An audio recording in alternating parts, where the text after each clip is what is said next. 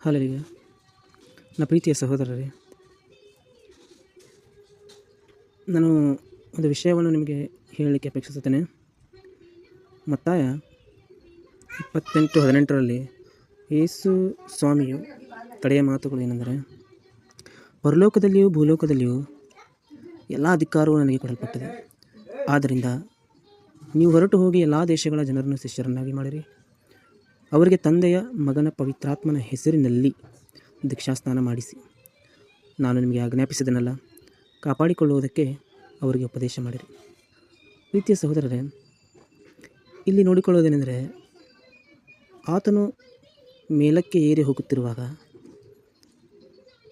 ಶಿಷ್ಯರಿಗೆ ಆತನು ಏನಂದರೆ, ಅವರಿಗೆ ತಂದೆಯ, ಮಗನ, ಪವಿತ್ರಾತ್ಮನ ಹೆಸರಿನಲ್ಲಿ ದೀಕ್ಷಾಸ್ನಾನ ಮಾಡಿಸಿರಿ ಅಂತ ಹೇಳಿದ. ಆದರೆ ಇಲ್ಲಿ ಶಿಷ್ಯರು ಅಪೊಸ್ತಲ